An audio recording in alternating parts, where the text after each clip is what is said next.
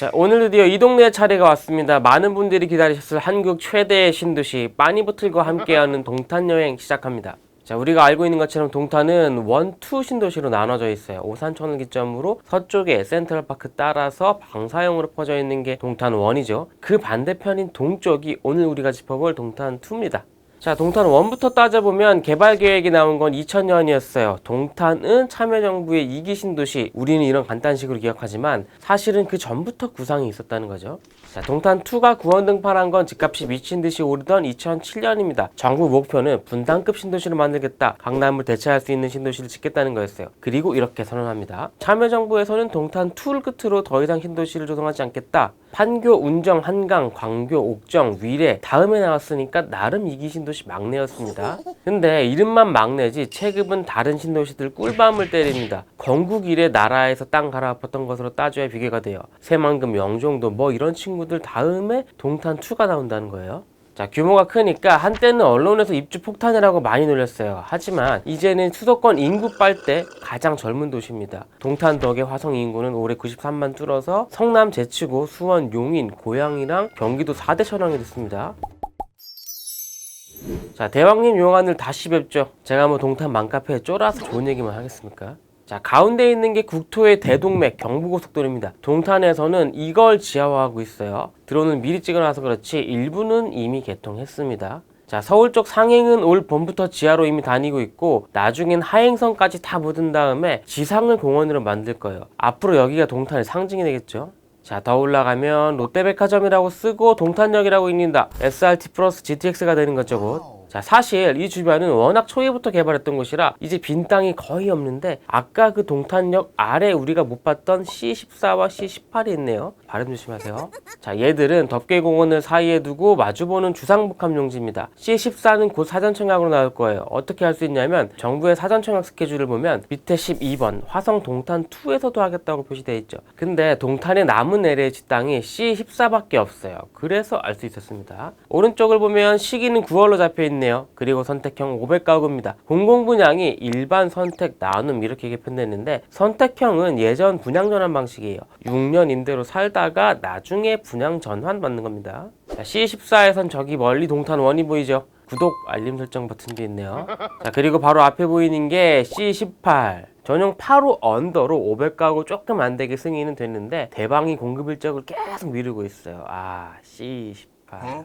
자, 분양 말고 민간 임대 가능성도 있습니다. 단지 남서쪽에 파란색으로 007이라고 써있잖아요. 저기는 시립미술관이 들어옵니다. 이 동네가 문화디자인밸리거든요. 무려 수도권 남부를 대표하는, 참고로 한경도 문화와 예술을 사랑합니다. 자, 근데 단지 바로 아래 신미주, 얘만 흰색으로 되어 있잖아요. 이 친구는 사실 동탄2 개발 전부터 있던 단지라서 그래요. 단지 신도시가 우리 집 주변에 만들어졌을 뿐. 자, 위로 쭉쭉 올라가면 어디죠? 여기는 동탄 테크노밸리. 저기 멀리 보이는 건 기흥호수, 옛날 신갈여수지죠. 그리고 기흥에 뭐가 있죠? 제드래곤.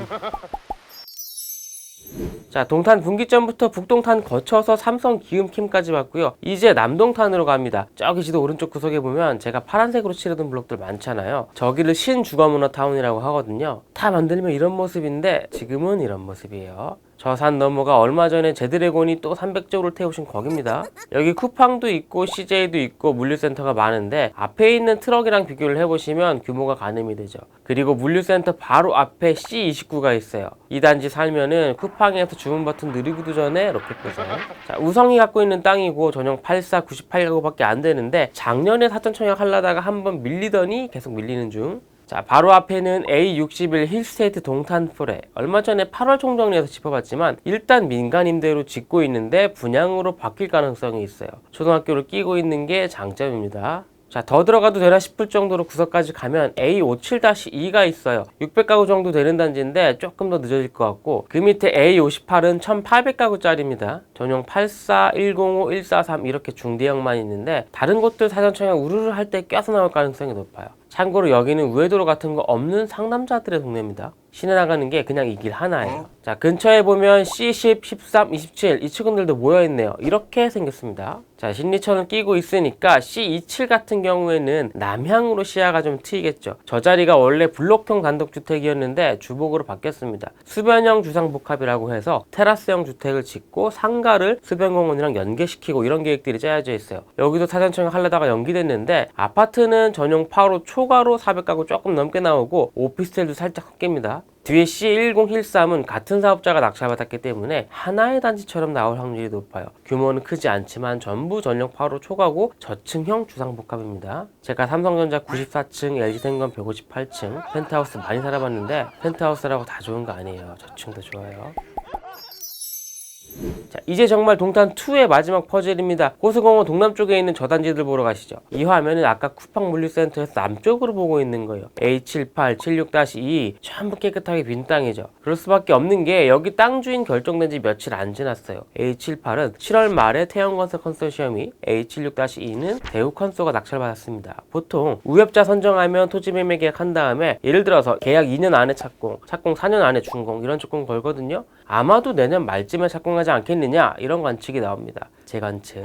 전부 1000가구 넘는 단지인데 A78은 중소형만 있어요. 자, 호수공원에서 빙글 돌면 여기 앞에 보이는 아파트가 믿기 힘들겠지만 구형입니다. 워낙 기대했는데. 그리고 건너편 빈 땅이 A93, 94. A93은 장기 전세니까 패스하면 바로 뒤에 A94가 오늘 마지막 단지 동탄 호수공원 자연의 이편의 세상 또는 동탄 레이크파크 자연의 이편의 세상. 이름에서 눈치채셨겠지만 민간 참여형 공공분양입니다. 경기주택도시공사랑 DLNC가 아마도 9월엔 공급할 단지입니다. 왜냐면 이제 거의 다 지었어요. 12월 준공이니까 그 전엔 분양해야겠죠. 선분양 방식에 이런저런 문제가 많다. 그러면서 처음부터 후분양으로 계획했던 단지고 당연히 자금 조달이 빠를 수밖에 없겠죠. 그래도 공공인기 있는 단지다 보니까 중소형은 민간보다 조금 쌀 겁니다. 올해 동탄 기다리던 분들 여기로 해쳐 모여 하겠죠. 물량도 1200가구 낭낭하네요.